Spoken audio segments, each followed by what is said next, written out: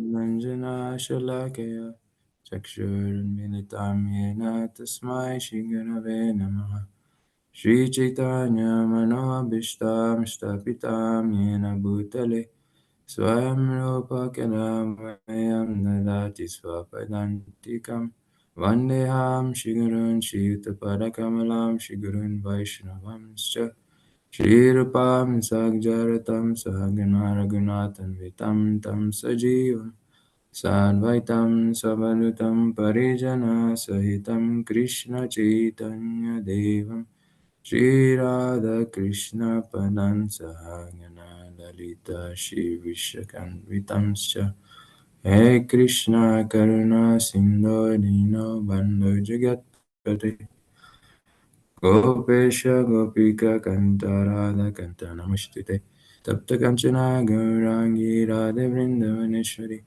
Vrishabhanushite Devi Pranamami Hari Priye Vanchakalpatari Vascha Kripa Sindhubhya Vacha Patitanam Pavanebhyo Vaishnavibhyo Namo Namaha Shri Krishna Chaitanya Prabhu Nityananda Shri Advaita Gadadhara Shivasani Gaura Bhakta Vrinda Hare Krishna Krishna Krishna Hare Hare Hare Ram Rama Hare Hare.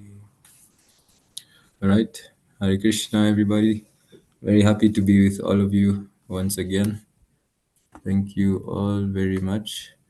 So today we'll be covering Srimad Bhagavatam, Canto 3, Chapter 3,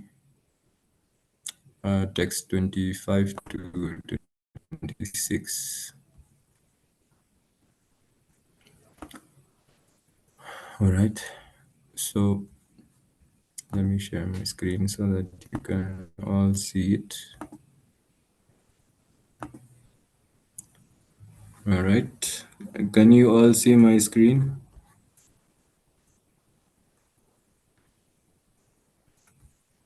Yes, Prabhuji, we can see Prabhuji. Okay, thank you. All right, I'll just go straight into it. Text 25 reads, A few months passed, and then, bewildered by Krishna, all the descendants of Vrishni, Bhoja, and Andaka, who were incarnations of demigods, went through Prabhasa, while those who were eternal devotees of the Lord did not leave but remained in Dwarka. Now I move to text 26. Tatra snatva pitran devan rishimshchaiva tad ambasa tarpayitvata viprebhyo gavo bahuguna dadu. Translation. After arriving there, all of them took bath, and with the water of this place of pilgrimage, they offered their respects to the forefathers, demigods, and great sages, and thus satisfied them. They gave cows to the brahmanas in royal charity. Purport by A.C. Bhaktivedanta Swami Srila Prabhupada Ki Jai. Amongst the devotees of the Lord, there are several divisions, mainly Nitya Siddhas and Sadhana Siddhas. The Nitya Siddha devotees never fall down to the region of the material atmosphere, even though they sometimes come onto the material plane to execute the mission of the Lord. The Sadhana Siddha devotees are chosen from the conditioned souls. Out of the sadhana devotees, there are mixed and pure devotees.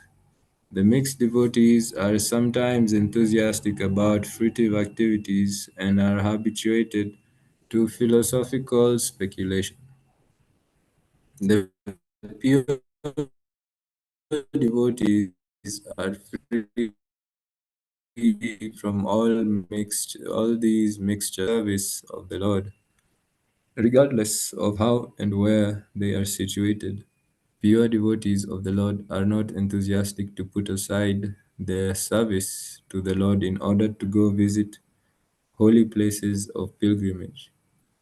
A great devotee of the Lord in modern times, Sri Narottam Das Thakur, has sung like this: to visit holy places of pilgrimage is another bewilderment of the mind, because devotional service to the Lord at any place is the last word in spiritual perfection. For pure devotees of the Lord who are completely satisfied with transcendental loving service of the Lord, there is hardly any necessity to visit the various places of pilgrimage. But those who are not so advanced have the prescribed duties of visiting pilgrimage sites and regularly performing the rituals. The part of the princely order of the Yadu dynasty, who went to Prabhasa, performed all duties to be done in a place of pilgrimage and offered their pious actions to their forefathers and others. As a rule, every human being is indebted to God, the demigods, great sages, other living entities, people in general, forefathers, and etc., for various contributions received from them. Thus, everyone is obliged to repay the debt of gratitude. The Yadus who went to the Prabhasa pilgrimage site performed their duties by distributing land, gold, and well nourished cows in royal charity, as described in the following verse. Namam Vishnupadaya Krishna Prestaya Bhutale Shri Yatim Bhakti Dhiranam Damodariti Namini Bhakti Tirtasya Gunabhavanivadini Sarvada Sarva Bhaktanam Sarvaraksa Pradayini Shri Radhe Krishna Gauranga Greyasi Sarvada Prabhu Nityananda Kripamurte Pranamami Puna Puna.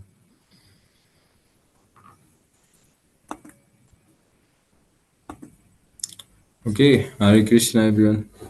So, um,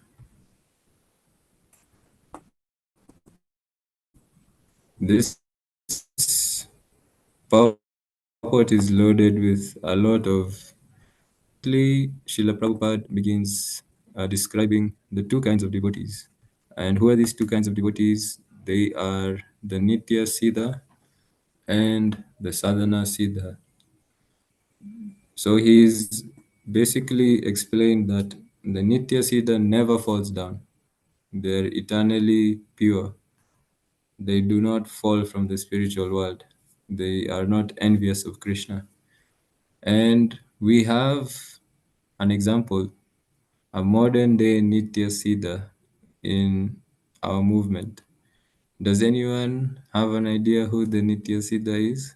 Would someone like to try?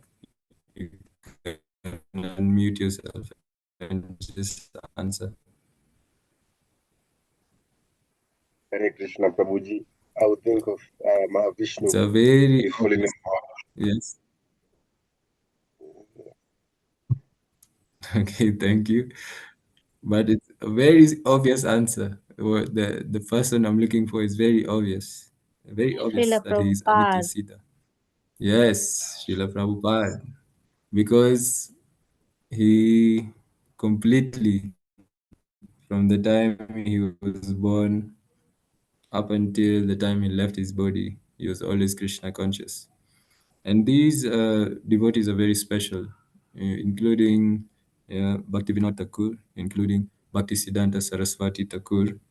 These Nityasiddhas are special devotees who have been sent to help us. So, a good example is also Jesus Christ. He was pure, and therefore he was able to have such a huge impact. We also have the sadhana siddhas. These are devotees who perfect their life through the process of Vaidhi Bhakti or regulated Bhakti, because we are conditioned. Now we are in the process of trying to uncondition ourselves. So we are kind of in a rehabilitation stage so that we can come back to our normal stage. We have been intoxicating And thus, our system is full of sense gratification, full of envy, full of lust. And we're in the rehabilitation of sadhana bhakti. So, sadhana bhakti is meant to be able to revive our original constitution. So, it is not simply by sentiment that one can go back to that stage. And Srila Prabhupada has explained that even among the sadhana siddhas, there is two categories. There are those who are pure and there are those who are mixed. And under the mixed devotees is described that they are fond of philosophical speculation. And this is due to the modes of nature. But this philosophical speculation is very easy to see. That's why we have so many hot topics in ISKCON, so to speak. It is due to mixed bhakti. And it is bound to happen wherever there's institutions because we all have so many different types of consciousness. An easy way to understand that we have so many different variegated types of consciousness is simply by observing the species of life. We have 8.4 million species of life. Each of those is simply a different configuration of a state of consciousness, and therefore it awards a certain body. So even within humankind, we have 400,000. So that is also 400,000 types of consciousness.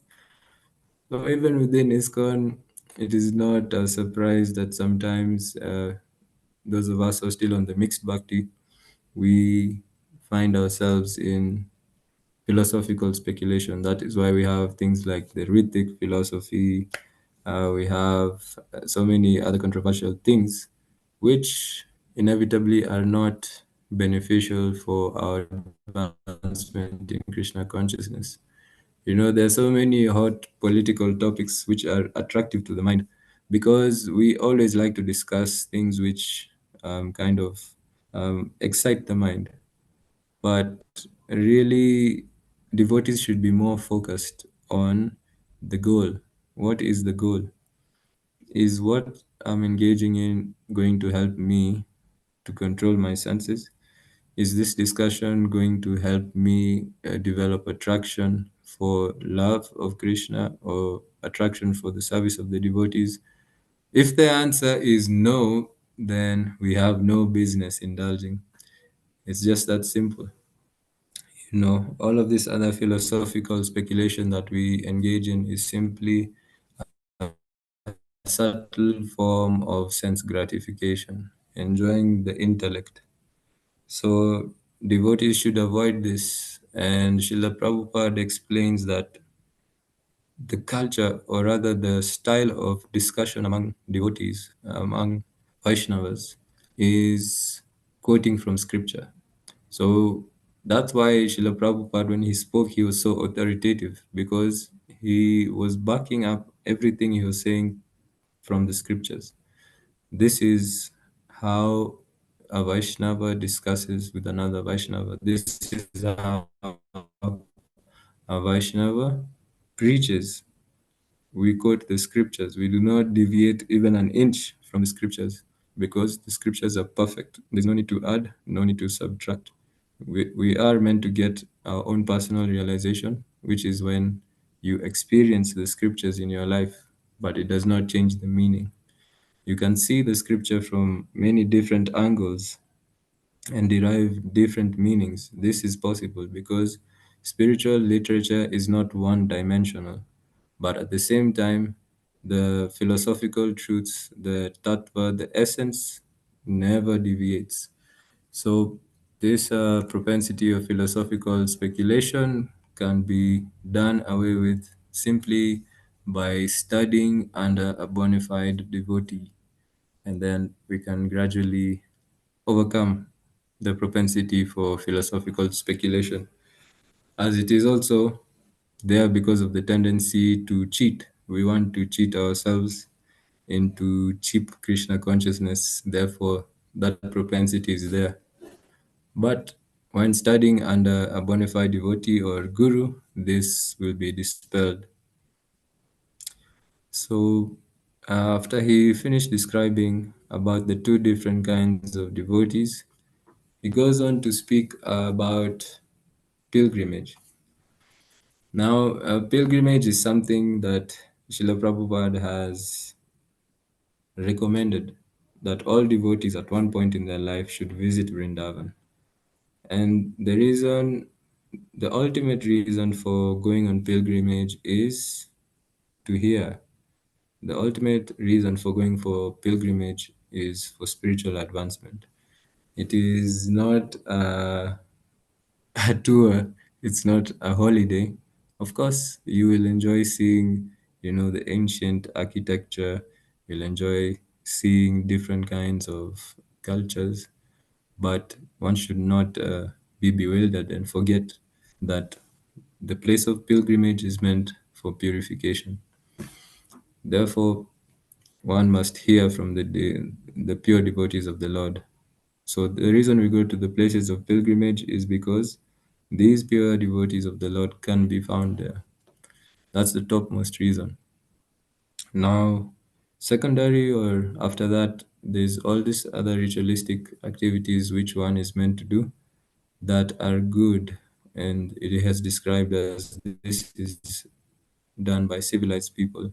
So, for example, there it was being described about offering to the forefathers, which is also known as Shraddha or Shraddha ceremony, and this is meant to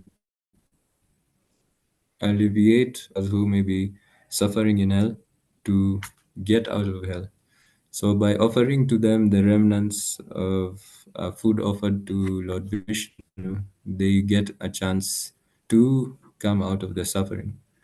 So, this is just a ritualistic activity which is recommended. Unless one is a pure devotee, then one should actually, if when they get a chance, one should perform these activities when they go on pilgrimage, and also offering a charity to the brahmanas. So there's so many activities that one may do when they go on pilgrimage, and all of them ultimately are meant for the welfare of ourselves and other people or our forefathers. Srila Prabhupada here was explaining that the pure devotees are not anxious to go to places of pilgrimage like most of us are, because most of us are very anxious to go there, mostly to experience the environment and kind of just enjoy ourselves. But he has explained that one of the qualities of a pure devotee is their devotional service is so focused, it is so laser laser sharp that they're completely satisfied within themselves because they're practicing purely. The devotional service is their all in all, it's their treasure, it is everything. And it is explained that for one who is practicing devotional service, whatever purposes that a well can satisfy can be also satisfied by an ocean, and Krishna is the ocean. So for these pure devotees, they are the places of pilgrimage in themselves because they carry Krishna with them.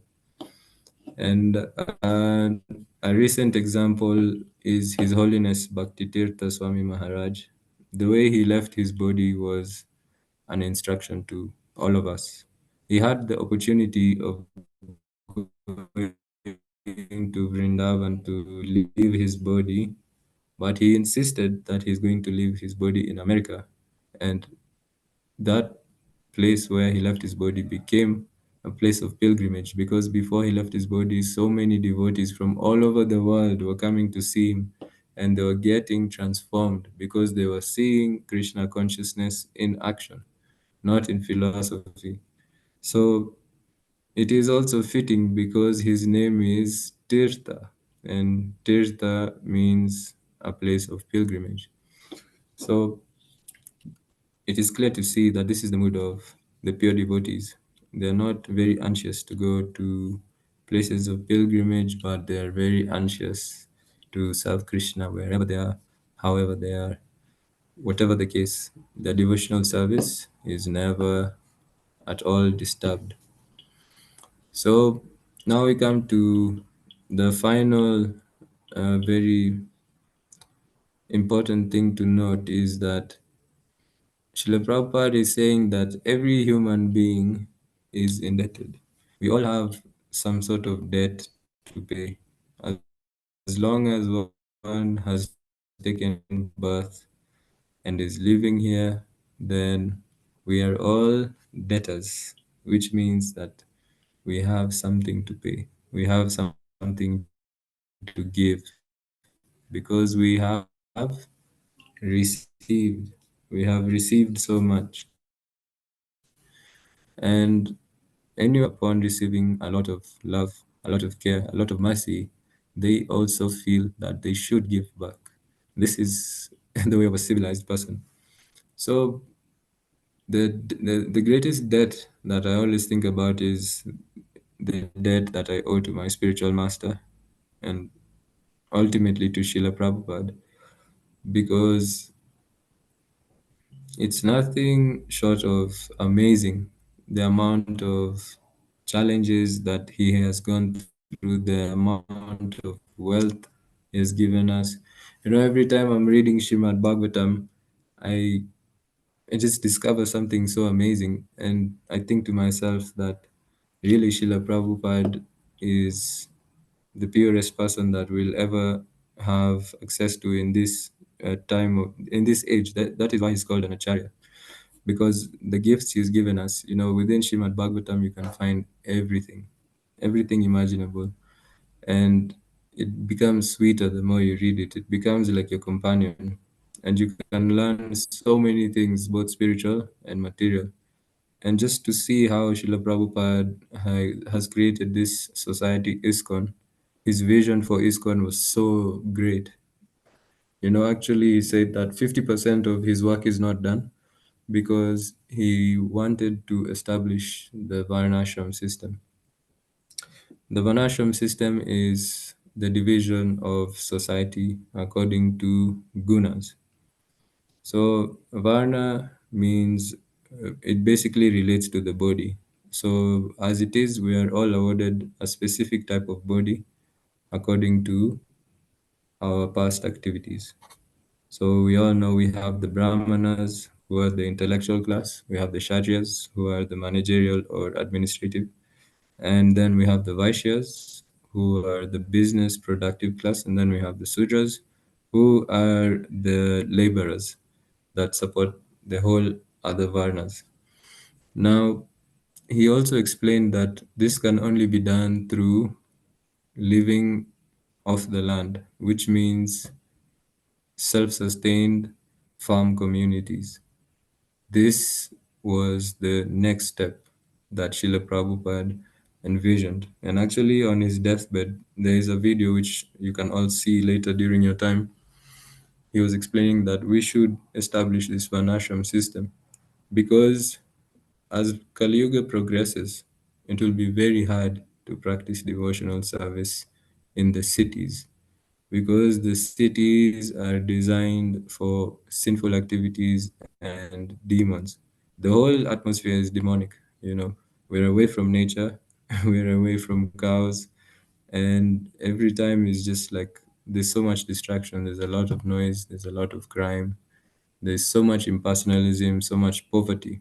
And I was just thinking about it today that actually Srila Prabhupada saw everything, past, present, and future, because he said that millions will join ISKCON through our farm communities. And in those countries where they've already been able to establish these farm communities, you can see the impact it's having, not just for the devotees, but also for the surrounding people in those villages. So, Srila Prabhupada actually, his position is very special. So, yeah. So what I was saying is that when you understand the position of Srila Prabhupada and what he has done for us, and he's given us all the answers, we simply need to effect them.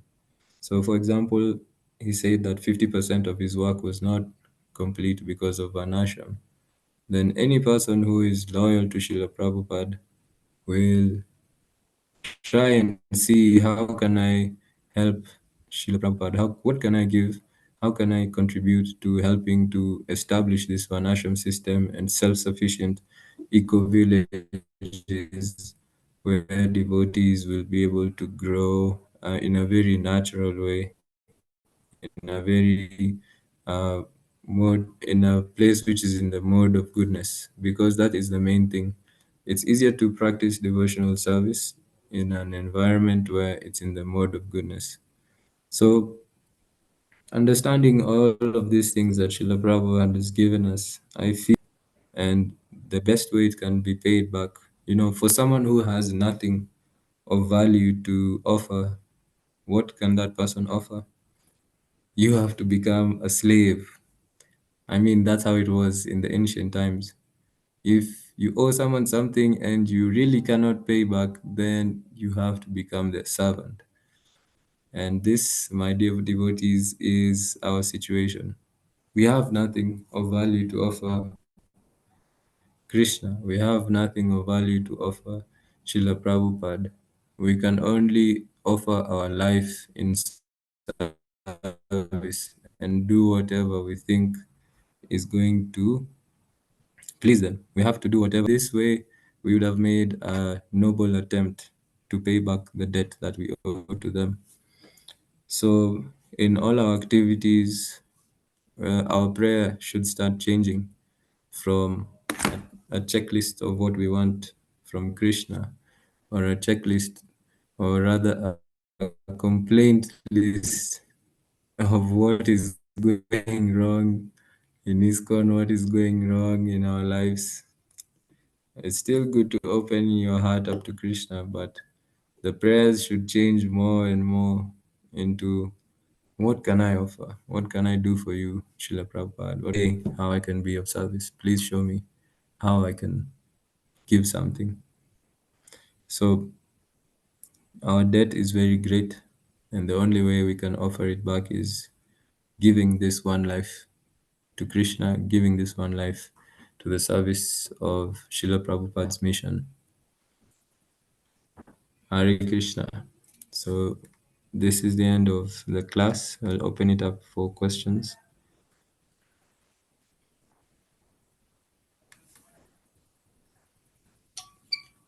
Hare Krishna, Prabhuji. Thank you for an excellent class. Prabhuji, I have a question. You said about Nitya Siddhas and Sadhanas, Sadhana Siddhas. Can you give us examples of the two types of Sadhana Siddhas, please? Okay, so sadhana siddha is in two categories, and the first category is one who is pure, and the second category is one who is still in the mixed stage. They've not yet perfected their devotional service, they've not yet purified themselves through the practice of devotional service. So it means that the devotional service is still mixed with fruitive activities or fruitive desires, rather, meaning that practicing devotional service with some fruitive ultimate goal in mind. Maybe I'm practicing devotional service very seriously, but in my heart, I want Krishna to make me a guru. I want to be an initiating guru. I want to be a GBC. So this is still fruitive. It's not pure devotional service. Pure devotional service is unmotivated. So a sadhana siddha who has perfected the devotional service only desires to serve Krishna in whatever capacity will please him, and whatever capacity will please his spiritual master and the pure devotees. Is that clear?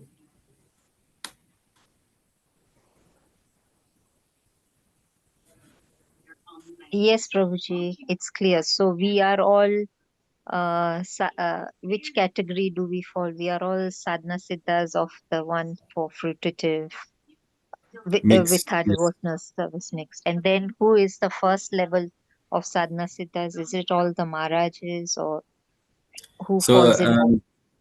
the sadhana siddha who is at the pure stage is not dependent on the ashram. So being a sannyasi is an ashram. It's not a guarantee of purity. Also, being a brahmachari is an ashram. It's not a guarantee of purity. So even one could be a grihastha and is already a sadhana siddha. Like, where is a good example? I'm trying to think of it. Yes, for example, we were speaking about Jayananda yesterday, but now this is the tricky part about this because it's very esoteric. Unless it has been revealed, we can't really say that this person was a sadhana siddha or this person was a nitya siddha because it's very esoteric. But for example, what I was saying is that Jayananda Prabhu, who we were discussing yesterday, he was a Grihastha at some point. Same as His Holiness Kadamba Swami, he was also a Grihastha at some point. But we can see by how His Holiness Kadamba left his body that he had perfected his devotional service. So it's not easy to say. Neither do we have to start trying to categorize devotees or seeing devotees and trying to judge them because it's not going to support our advancement. We just need to be able to recognize an advanced devotee and behave with the proper etiquette and render certain service to them so that they can help us in our devotional service. So I believe that is the best course of action. Thank you, Prabhuji, for the clarification.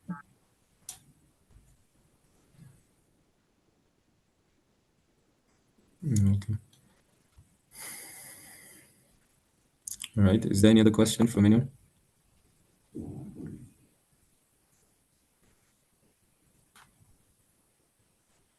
All right. So before we close, I'd just like to emphasize about what I spoke about in regards to Vanashram Dharma, that Srila Prabhupada wants us to establish Vanashram Dharma within self-sufficient farm communities. And I was very delighted to find the next verse which you are going to cover is discussing that. Um,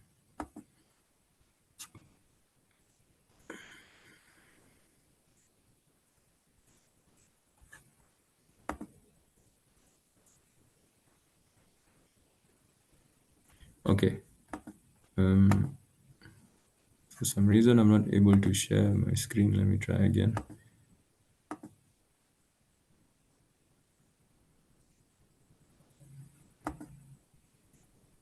Has it been disabled, Mugo?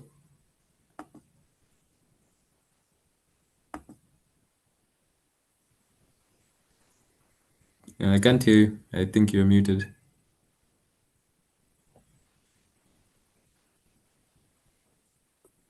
Or one of you can project. I don't have to do it on my side.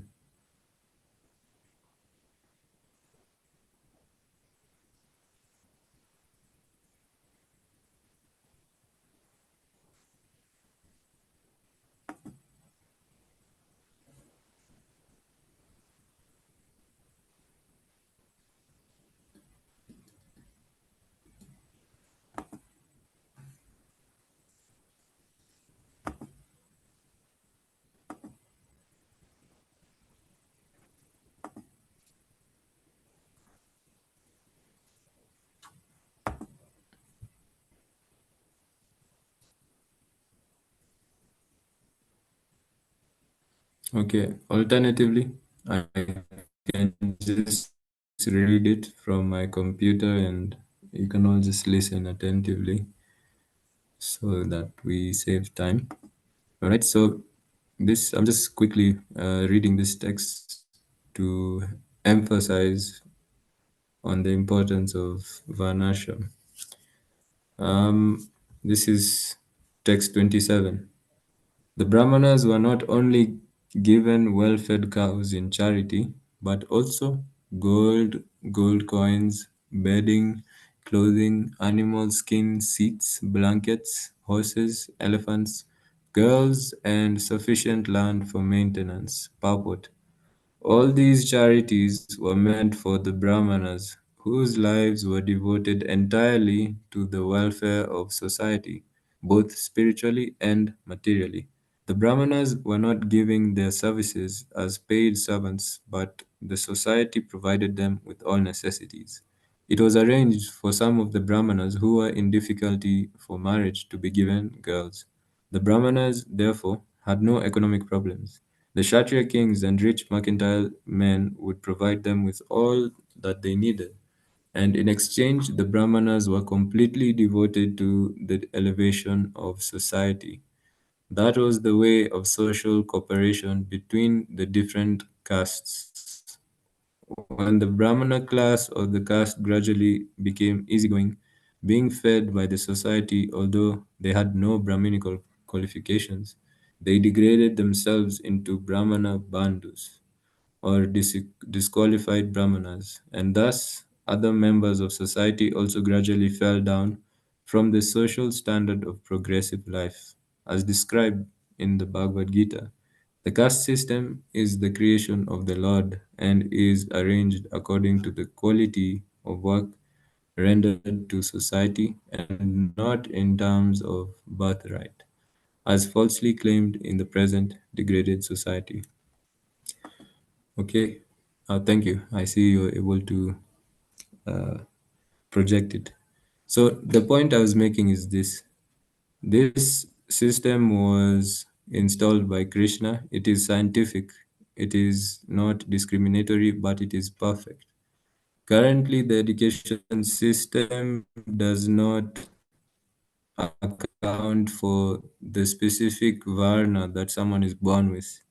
And a perfect example, which is given we hear a lot, is Albert Einstein said if you tell a fish that it is incapable, but you have given it a task which is outside of its nature. So even Krishna and Balaram were when they went to school in Sandipani Muni's ashram, they were taught the arts of a Kshatriya. They were taught diplomacy, they were taught royal dancing, they were taught all of these things because they were supposed to. So it was assumed, especially during that time, because they were keeping to the Varna, and they were taught everything that would be necessary for whatever occupation they were going to do as grown adults. Now, currently, our education system does not account for this. You kind of just learn a lot of things in general, and later on in life, you just have to figure it out. So, you see, here it has been mentioned very clearly that the Brahmanas were being given charity of well-fed cows. So Vanashram begins with cow protection. Unless the cows are not protected, then there's no question of having Vanashram. Because from the cow's milk, then we're able to do yagyas. We're able to make ghee, we're able to make paneer, and all of those wonderful things. A mother cow is a manifestation of Mother Earth. Therefore, she should be protected. When the cows are not being protected, there's always going to be turbulence, there's always going to be war. So, this cow protection must happen, and the protection of Brahminical culture also. This is the second, not it's not necessarily in chronological order, but this is the second segment of Vanashram, establishing Vanashram. So here Srila Prabhupada has explained because the Brahmanas lost the Brahminical qualities or they were not up to standard, therefore the whole society degraded. Because we understand that Vanashram, the Brahmana is the head of the body, and then the Kshatriyas are the arms. the arms of the body. Then the Vaishya are the stomach. And finally, the Sudras are the feet or the legs. So if the head is not doing what it should do, then automatically everything else is going to go haywire. And this is what has happened. And that is why Srila Prabhupada began by re-establishing Brahminical culture. So everything that we're doing in Krishna consciousness, these rules and regulations, following the four regulative principles, observing cleanliness, reading the Shastras, this is all Brahminical culture. Of course, it is Vaishnava, which is higher than Brahminical, but we're being brought to at least the mode of goodness, which is Brahminical culture. But after that, we understand here, Srila Prabhupada has said that the purpose of the Brahmanas, or they were completely devoted to the elevation of society, both spiritually and materially. And this is a point which a lot of devotees miss, which is devotees fully focus on the spiritual or they fully focus on the material. There must be a very healthy balance. Because when the material needs of devotees are not met, what happens is they will fall off along the side. For example, we're always doing we're always preaching to the youth. But if we're not equipping the youth properly with appropriate life skills, if we're not making any endeavor to also connect this youth to opportunities where they can begin to work and become and contribute to society, then eventually they will move very far away to be able to get their livelihood.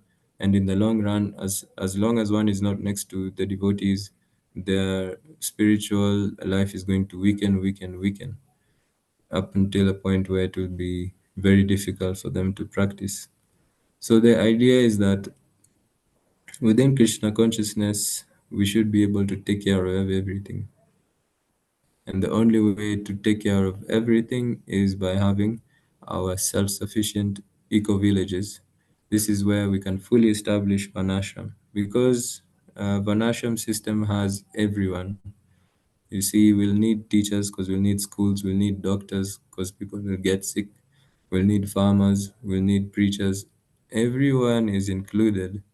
Everyone gets their livelihood, and most importantly, everything is centered around Krishna. So I would invite all of us in our free time to research more about Varnashram Dharma or read more about it in the Srimad Bhagavatam, and you can also check on YouTube. There is a full channel which has been dedicated by ISKCON into promoting Varnashram Dharma. It is called Daiva Varnashram. So you can go there and find more information about it, as this is the next stage of ISKCON. The mission is not yet complete. There is a lot of work to be done. Hare Krishna.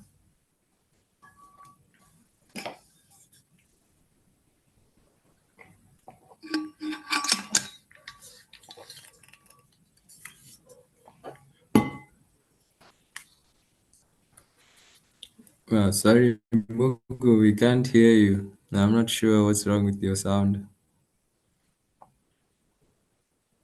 Unless it's only me.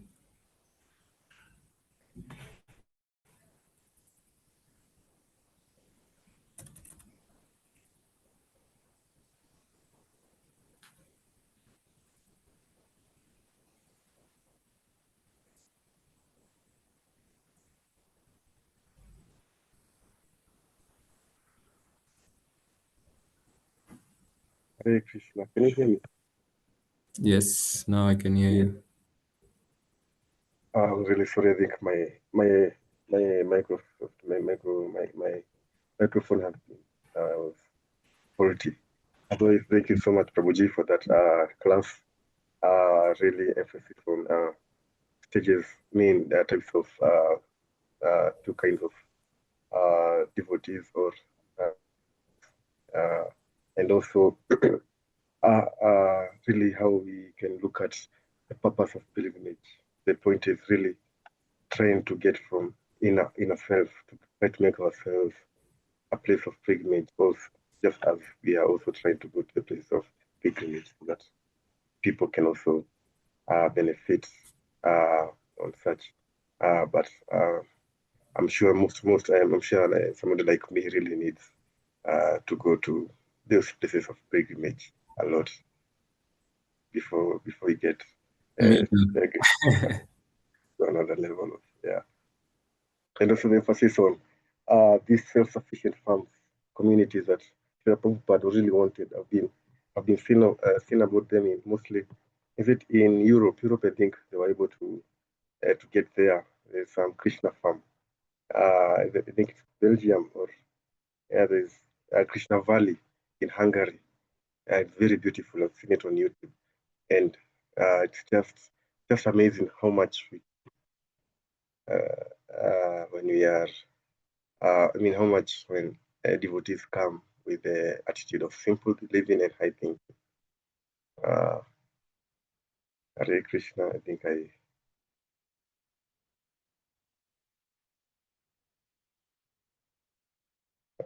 My,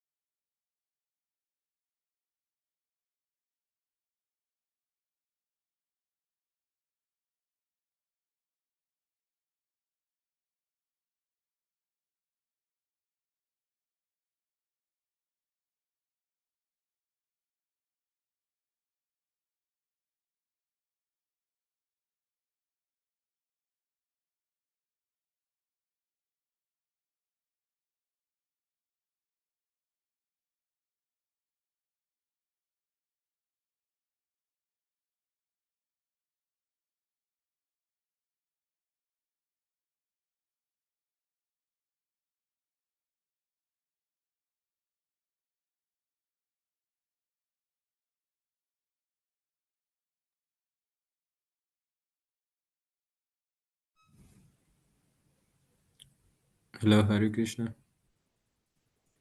oh, Hare Krishna, I think. Yeah. Yeah, sorry, I dropped off.